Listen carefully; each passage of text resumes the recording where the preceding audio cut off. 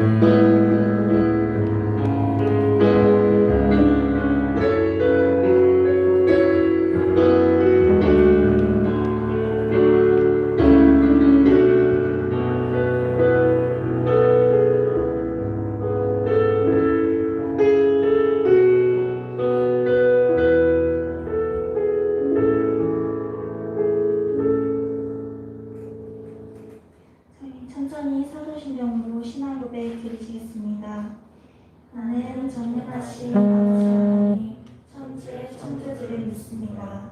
나는 그의 유일하신 아들, 우리 주 예수 그리스도를 믿습니다. 그는 성령으로 잉태되어 동정녀 마리아에게서 나시고 본디오 빌라도에게 고난을 받아 십자가에 못 박혀 죽으시고 장사된 지 사흘 만에 죽은 자 가운데서 다시 살아나셨으며 하늘에 오르시어 전능하신 아버지 하나님 우편에 앉아 계시다가 거기로부터 살아있는 자와 죽은 자를 심판하러 오십니다. 나는 성령을 믿으며 거룩한 공교회와 성도의 교제와 죄를 용서받는 것과 몸의 부활과 영생을 믿습니다. 아멘. 심령이 가난한 자는 함께 찬양 드리시겠습니다.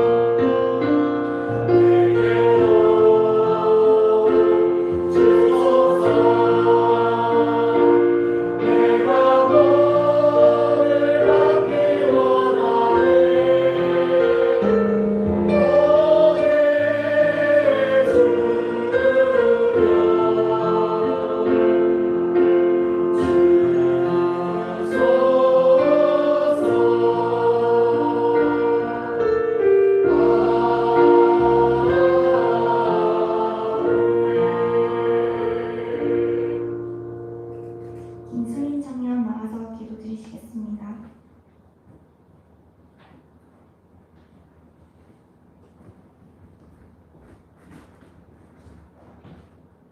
기도드리겠습니다.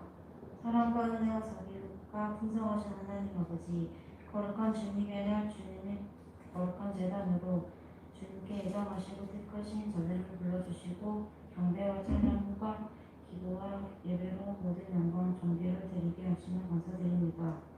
지금 이 시간 주의 거룩한 예배에 참석한 주의 백성들 머리 위에 주님의 은혜를 경험하게 하시고 주님의 권세와 권능으로 입혀주시고 기쁨과 즐거움으로 충만하게 하여 주시옵소서. 이제 한 주도 오직 주님의 이름으로 승리하는 한 주가 되게 하여 주시고 주님 말씀 안에서 세상 일이 아닌 주님의 일로 분주한 생명의 시간들로 채워지게 하여 주시옵소서. 모든 것 감사드리며 예수님의 이름으로 기도드립니다. 아멘.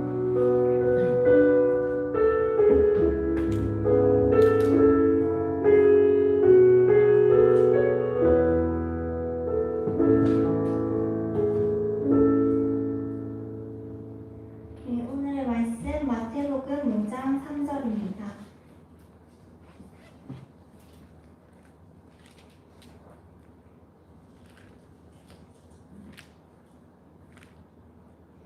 뜻인 줄 알고 함께 공독하겠습니다.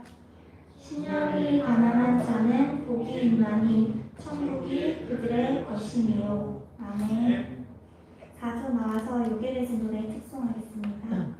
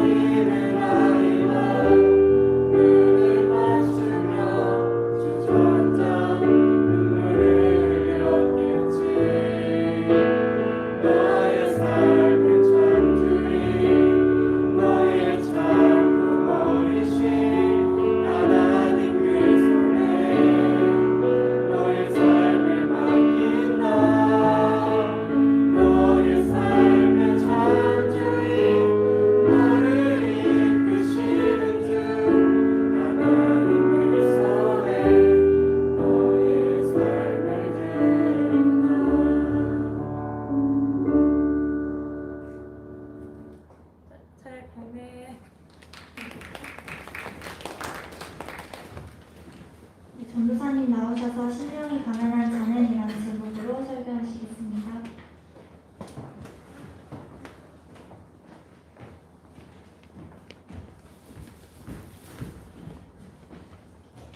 할렐루야.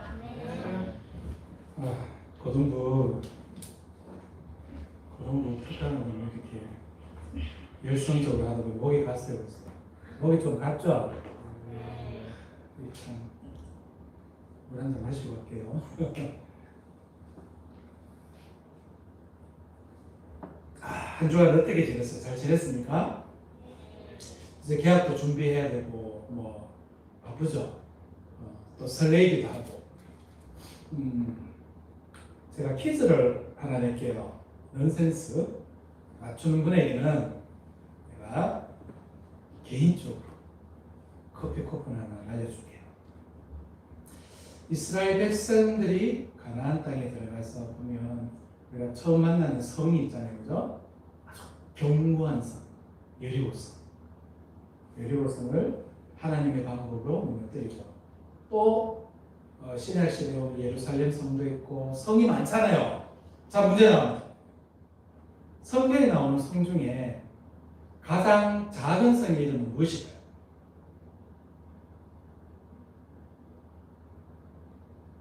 5, 4, 3, 2, 1, 땡. 정답은 아이성입니다. 아직도 이해가 잘 안 돼요? 아이, 작으니까 아이성.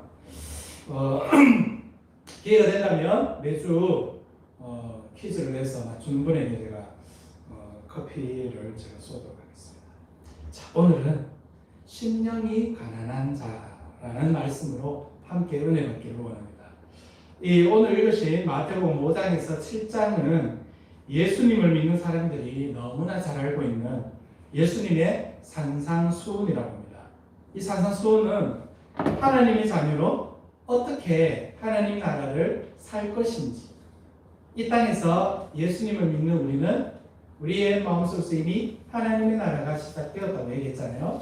그리고 아직 이미와 아직 이 사이에서 긴장관계에서 우리가 살아가고 있다고 말씀을 드렸습니다. 자, 이렇게 산상수훈은 하나님의 자녀로서 하나님의 나라를 어떻게 살아가야 할지를 우리에게 가르쳐주는 말씀입니다. 예수님께서 산 위에서 전하신 보배로운 교훈이라는 뜻에서 이 산상수훈을 산상보훈이라고도 이야기를 합니다. 오늘부터 몇 주가 될지는 모르겠지만 예수님의 산상수훈으로 몇 주간 함께 살펴보면서 함께 은혜 받기를 소망합니다. 오늘 본문의 장소는 갈릴리에 있는 어느 산입니다. 시온에 있는 거룩한 산들 중에 하나가 아니라 그냥 평범한 산이었습니다. 이것은 예수님께서는 사람들이 모여있는 곳이라며 어디서든지 기도하고 그리고 설교해야 한다는 것이 하나님의 뜻임을 우리에게 보여주고 있는 사건입니다. 예수님께서 복에 대한 말씀으로 설교를 시작하십니다.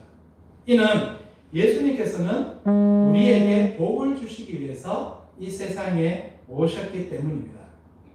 사도행전 3장 26절 말씀에 제가 읽어드릴게요. 하나님이 그 종을 세워 복 주시려고 너희에게 먼저 보내사 너희로 하여금 돌이켜 각각 그 악함을 버리게 하셨느니라. 아멘. 자, 여기서 선언하는 복은 두 가지 의도가 있습니다. 그 첫 번째는 참으로 참된 복 있는 사람은 어떤 사람인가를 보여주는 것이고요. 또 하나는 자, 이 복들이 어떤 점에서 참된 복이라는 것을 우리에게 알려주고 있는 것입니다. 자, 복이라면 우리뿐만이 아니라 일반적인 세상 사람들 모두가 추구하는 것 중에 하나가 바로 이 복일 것입니다. 그러나 대부분의 사람들은 그 목적을 오해하고 있고 그리고 행복에 대한 잘못된 개념을 갖고 있다는 것입니다.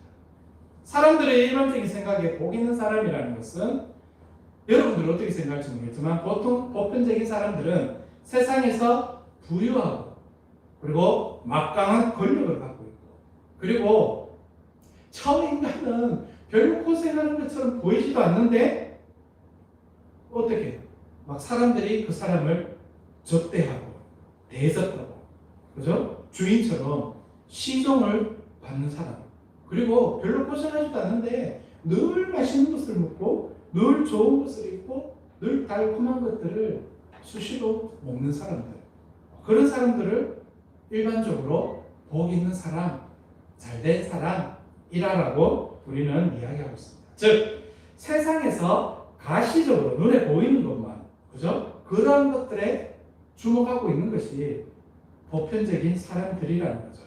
그러므로 그 보편적인 사람들이 길을 잃고 갈증을 느끼고 무엇인가를 끊임없이 찾으려고 하는 그런 현상들이 결코 이상한 것이 아니라는 거죠.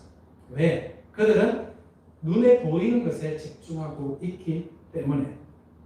그러나 그들의 그런 밝은 모습 뒤에는 항상 목이 타는 듯한 도저히 이 땅에서는 해결할 수가 없는 그런 갈증을 느끼고 있다는 사실을 우리는 볼 줄 알아야 돼요. 그 너머에 있는 몇 주 전인가 제가 그런 얘기를 했을 거예요. 재벌들 그리고 연예인들이 왜 자살을 할까? 그렇죠? 그 근본적인 이유가 바로 이 해결되지 않는 이 갈증으로 인해 이 갈증이 너무나 심해서 고통으로 다가오기 때문에 결국은 그 고통으로 인해서 자살까지 이어진다는 것입니다. 자, 이제 우리 주 예수님께서는 오셔서 복과 복 있는 사람들에 대한 전혀 다른 개념을 우리에게 알려주십니다. 말씀을 통해서. 자, 예수님께서는 복된 사람들의 8가지 특징을 오늘 이 마태복음을 통해서 우리에게 알려주십니다. 그래서 이거를 이제 몇 주에 거쳐서 하나씩 한 주에 하나씩 우리가 묵상하고 나누기를 원합니다. 여러분들도 요 마태복음 5장을 한번 깊이 읽고 묵상해 오시면 말씀을 듣는데 더욱더 귀가 열려질 것이라 생각합니다. 자, 이 8가지 특성을 제시하는데, 자, 이 8가지 특성들은 그리스도인이 가지는 은혜의 중요한 은혜들을 나타내고 있는데요. 자, 어떻게 시작하는가 하면 각각의 복은 뭐뭐 하는 자, 그죠? 애통하는 자, 심령이 가난한 자, 온유한 자, 의에 줄이고 목마른 자, 뭐라고 됐죠? 뭐뭐 하는 자는 복이 있나니. 자, 복이 있나니라는 말은 현재를 나타내는 거예요. 지금. 그러면 이 말씀이 오늘 이 시간까지, 여러분 예배드리는 이 시간까지 이어지고 있다는 거예요. 어떻게 할 때? 뭐뭐뭐 하는 자는 여러분들에게도 뭐뭐뭐를 한다면 복이 있다는 거예요. 심령이 가난한 자, 천국이 저희 것이에요. 그럼 도대체 심령이 가난한 자가 무엇인지, 그죠? 심령이 가난해야 천국이 우리 것인데, 그죠? 자, 오늘 그 첫 번째 시간으로 심령이 가난한 자라는 제목으로 함께 은혜 받기를 원합니다. 오늘 3절을 다시 한번 다 같이 큰 목소리로 한번 읽어보도록 하겠습니다. 시작! 심령이 가난한 자는 복이 있나니 천국이 그들의 것이며. 아멘. 자, 본문을 이해하기 위해서는 먼저 고대 시절에 가난하다라는 개념을 먼저 이해해야 됩니다. 그 다음은 심령이 가난한 사람이라는 의미를 전체적으로 이해를 해야지 이 말씀이 좀 더 이해가 쉽게 됩니다.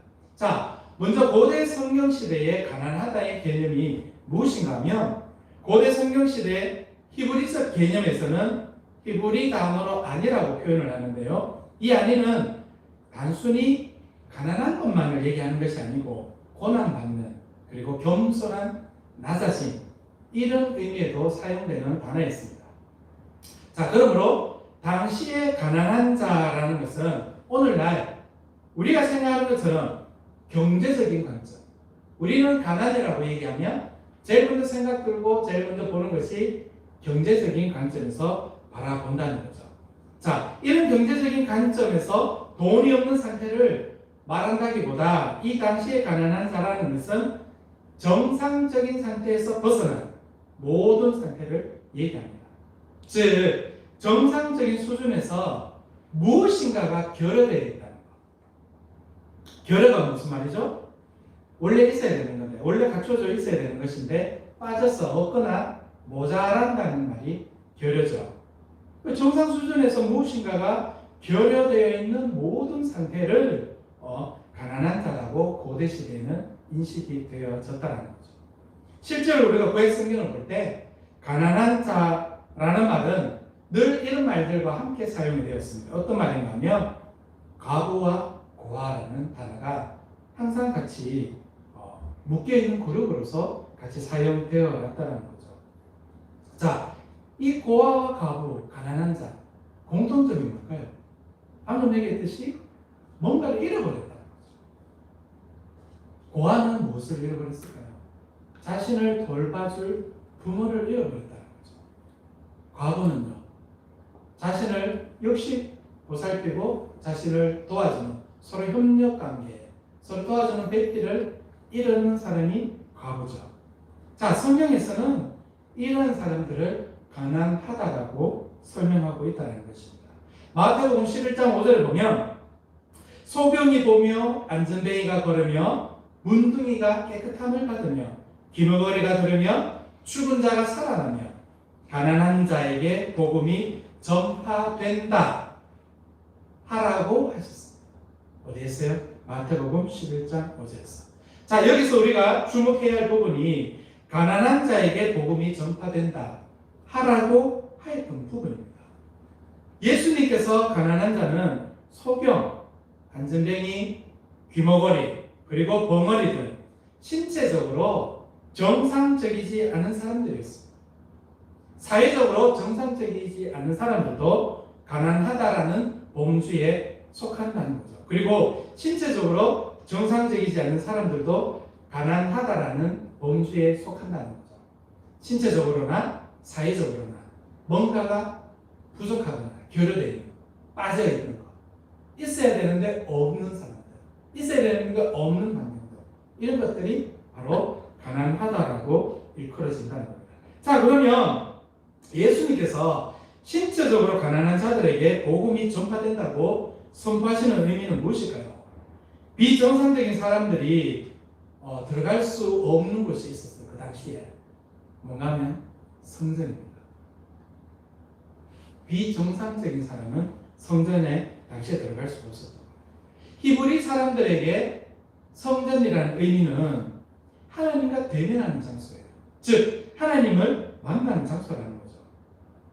그런데 성전에 근본적으로 들어갈 수 없는 사람들이 있었다는 거죠. 그들은 다름 아닌 뭔가 결여되어 있는 사람들, 신체적으로 불구자, 그리고 이런 불구자들은 성전에 들어갈 수 없었으므로 결과적으로 하나님과 대면하여 설 수 있는 기회조차 당시에 없었다는 거예요. 이러한 시대의 풍습을 우리가 알고 성경을 보면 왜 안전뱅이가 성전에 들어가지 않고 밖에서 기다리고 물이 동할 때까지 기다렸는지 이런 것들이 이제 하나씩 이해되어지기 시작한다는 거죠. 자, 신체적으로 비정상적인 사람이 성전에 들어갈 수 있는 방법은 뭐가 있을까요? 정상인이 되는 거예요. 그런데 비정상인이 정상인이 된다는 것이 쉬울까요? 거의 불가능에 가깝다는 거죠. 그런데 이 불가능한 일을 예수님께서 이 땅에 오셔서 가능하게 하셨습니다. 할렐루야. 불구자들을 정상으로 만들어서 하나님 앞에 설 수 있도록 만들어주신 분이 바로 예수 그리스도라는 것입니다. 즉 예수님은 모든 가난한 자들, 비정상적인 자들을 정상적으로 만들어서 하나님 앞에 설 수 있도록 은혜를 베푸시기 위하여 이 땅에 오신 분이심을 믿으시기 바랍니다. 그렇다면 심령이 가난한 사람이란 어떤 사람을 말하는 것일까요? 그것은 심령적으로 가난하다라고 여김을 받는 사람입니다. 즉 하나님 나라와 관련하여 하나님 나라를 얻기에는, 하나님 나라를 소유하기에는 뭔가가 부족하고 뭔가가 비정상적이라고 판단되는 사람들이 바로 심령이 가난한 사람들이라는 거예요. 즉 하나님 나라에 들어갈 수 없고 없다라고 생각되는 사람들. 자, 그렇다면 이들은 과연 누구일까요? 자, 우리는 주 예수를 믿으면, 누구를 믿으면요? 좀 크게. 누구를 믿으면요? 고백해야지만 내 영이 살아납니다. 그래서 고백하는 한 해가 되자고요. 고백하지 않으면 나의 영혼이 변화가 없어요. 우리 믿음은 변화되는 거라 했는데 이 작은 고백으로부터 내가 변화되기 시작하는 겁니다. 할렐루야. 자, 여기서 중요한 게 있어요. 사람들이 어느 목사님이 이런 얘기를 하더라고요. 예수를 믿어라. 그리하면 너와 내 집이 구원을 얻으리라. 이 말이 도대체 성경이 어디 있냐고 막 따지십니다. 성경이 없습니까? 이제 여러분 헷갈리기 시작합니다. 성경이 없습니까? 예수를 믿어라. 그러면 너와 내가 내 구원을 얻으리라. 성경이 없어요? 예? 있어요? 있는데 출자가 빠졌잖아요.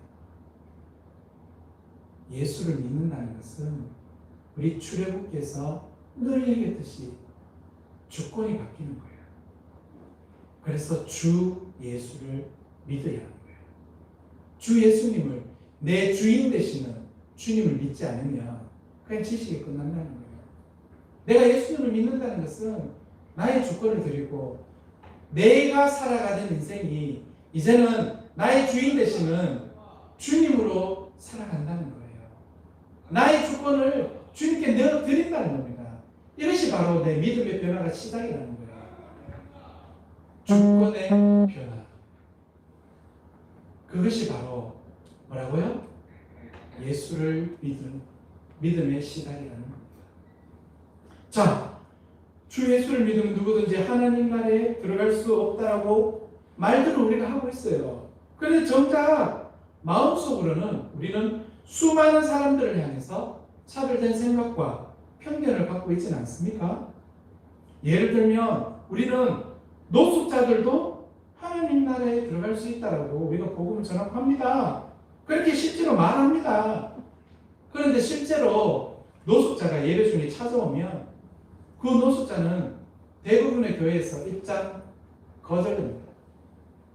서로 그 노숙자가 돌아와서 예배를 같이 드린다 할지라도 그 노숙자와 더불어서 즐겁게 얘기하고 교제 나눈다는 것은 쉬운 것이 아니라는 거죠.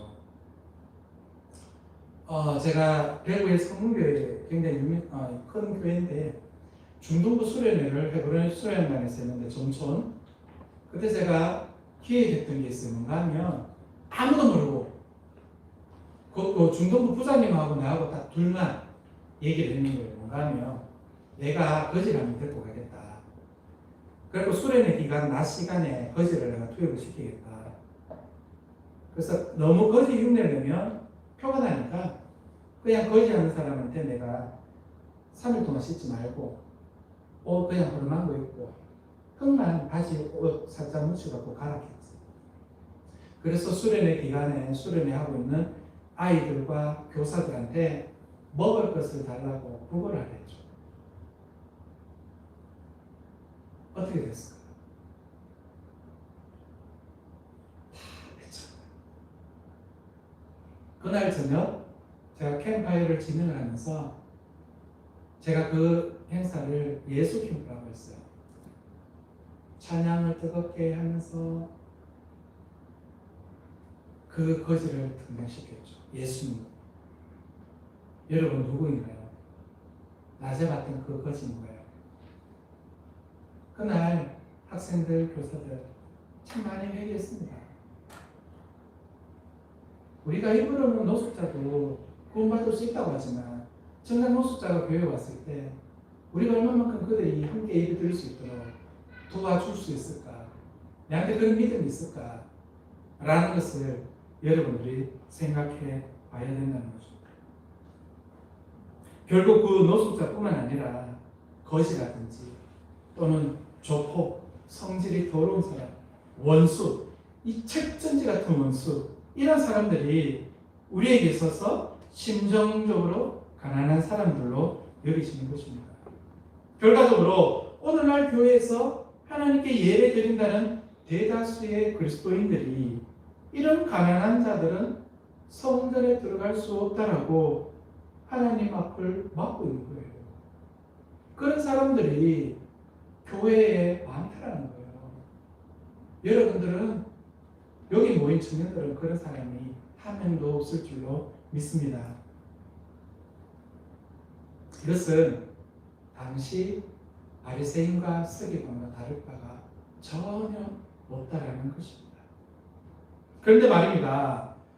만약에 영원한 하나님의 나라가 임할 때 우리의 관점에서 이 가난하다라고 생각되는 방금 그 부류들이 그런 사람들에게는 하나님 나라가 임하는데 정작 바리새인이나 서기관들처럼 우리에게 하나님을 믿는다고 예배드리는 우리에게 임하지 않는다면 이런 비극이 어디 있겠습니까?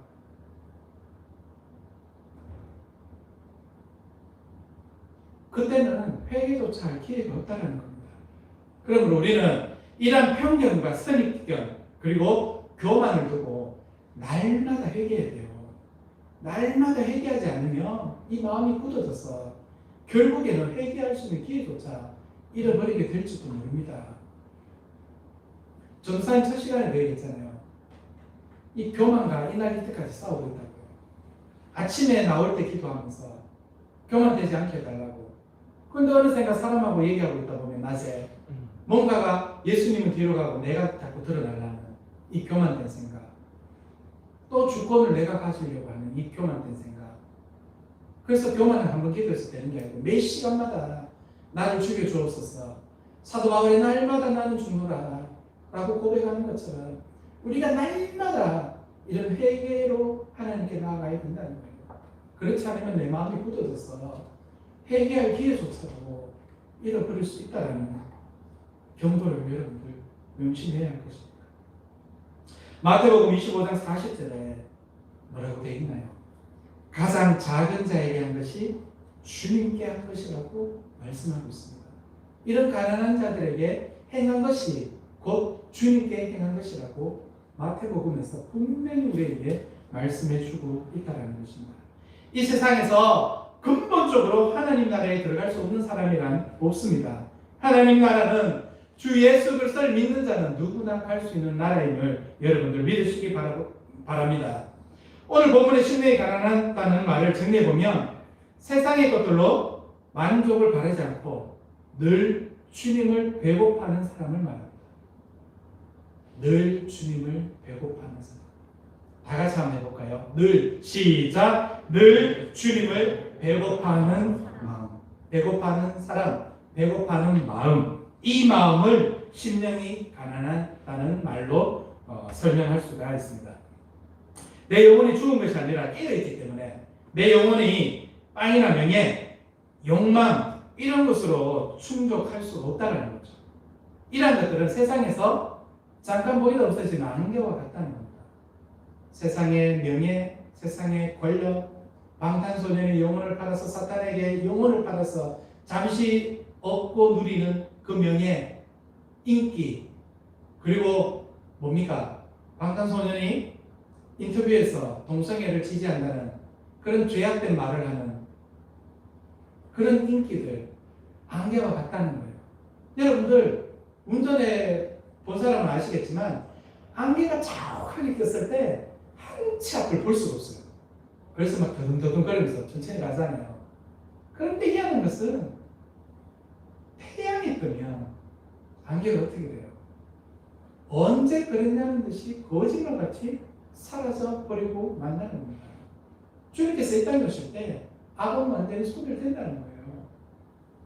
정말 이 땅에서 누리는 이런 인기, 권력, 명예들, 부, 안개와 같다는 것을 여러분들 꼭 명심하시기 바랍니다. 우리는 오직 예수 그리스도를 사모하고 목말라야 합니다. 오늘 본문은 우리에게 주님을 배고파하는 자에게 천국이 주어진다고 우리에게 분명히 말씀하고 있습니다. 늘 심령에 주님을 배고파하고 이 땅에서 하늘의 복을 누리며 살았던 사람들이 이 성경에 굉장히 많이 나옵니다. 시간 관계에서 일일이 다 살펴보지는 못하겠지만 사무엘상에 나오는 사무엘이 있고요.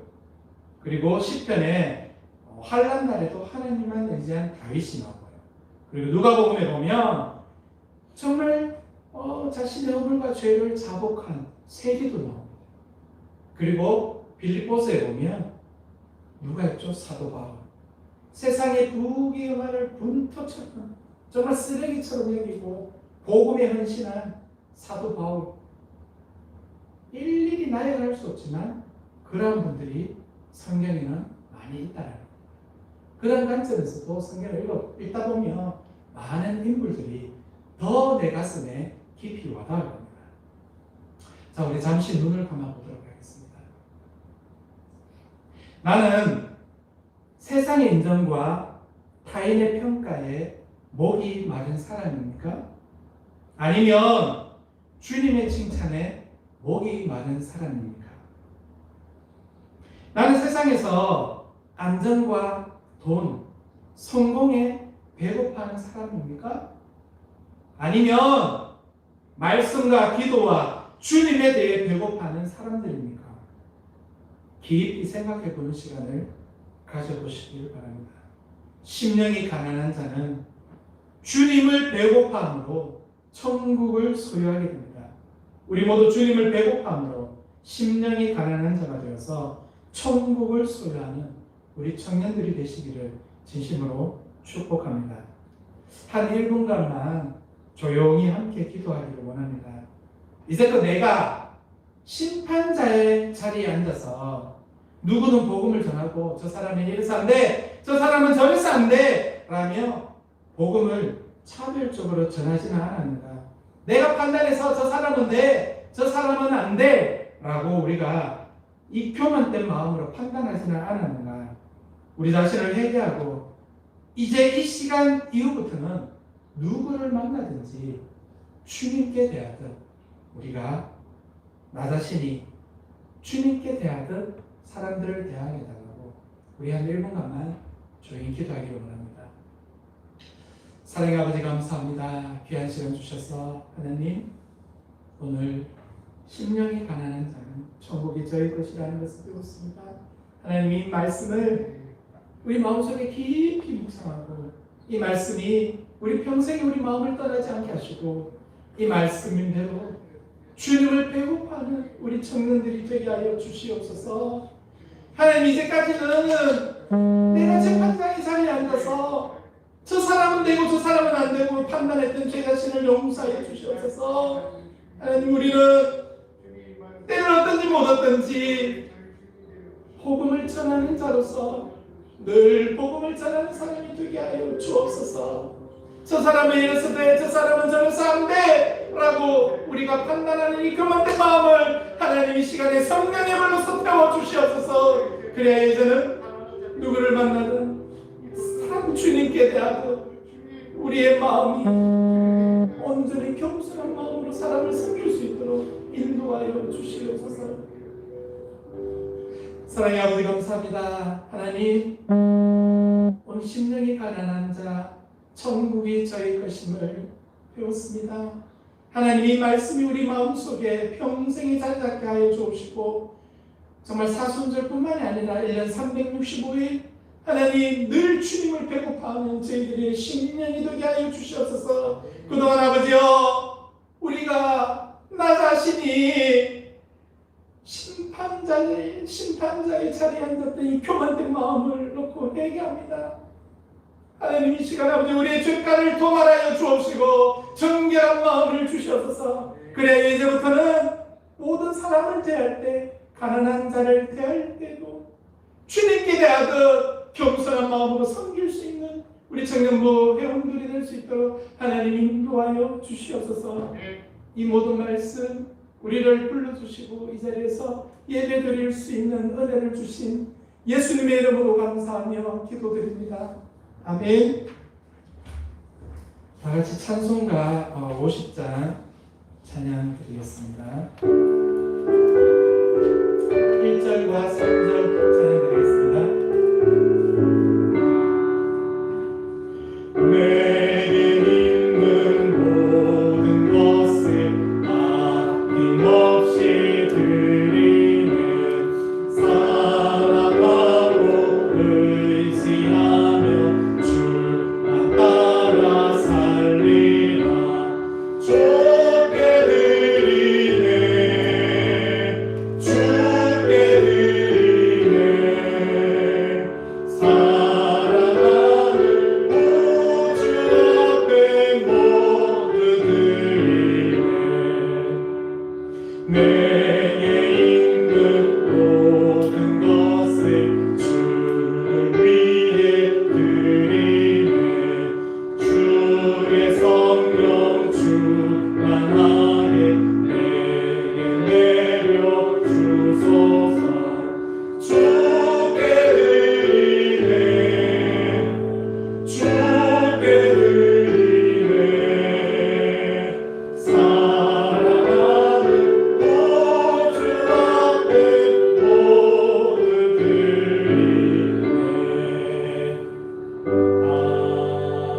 아멘. 한소희 청년 하나님께 감사의 예물 드렸습니다. 기도하겠습니다. 사랑의 아버지 감사합니다. 하나님 이 시간 이 자리에 불러주셔서 영원전부터 죽어야 할 죄인이 하나님 앞에서 이렇게 찬양과 경배로서 영광 돌리게 해주신 은혜를 너무나 감사함을 드립니다. 그런데 이 자리에 하나님 그냥 오지 않고 우리의 귀한 것을 주님께 드립니다. 드린 손길들 위해 하나님 30배, 60배, 100배의 축복을 더하여 주옵소서. 이 시간 아버지 우리의 마음, 돌같은 마음을 물같이 하여 주셔서 하나님 앞에 나올 때 늘 하나님의 말씀에 귀를 기울이고 늘 하나님 앞에 나올 때 우리의 귀한 것을 주님께 드릴 수 있는 그런 마음으로 만져 주옵소서. 또한 오늘 우리가 배운 말씀이 우리 평생에 살아가며 정말 주님을 배고파함으로 천국을 소유할 수 있는 우리 청년 모두가 될 수 있도록 때를 따라 돕는 은혜를 더하여 주옵소서. 이 모든 말씀 예수님의 이름으로 감사하며 기도드립니다. 아멘. 주님 가르쳐 주신 기도로 예배를 마치겠습니다. 하늘에 계신 우리 아버지, 아버지의 이름을 거룩하게 하시며 아버지의 나라가 오게 하시며 아버지의 뜻이 하늘에서와 같이 땅에서도 이루어지게 하소서. 오늘 우리에게 일용할 양식을 주시고 우리가 우리에게 잘못한 사람을 용서하여 준 것 같이 우리 죄를 용서하여 주시고 우리를 시험에 빠지지 않게 하시고 악에서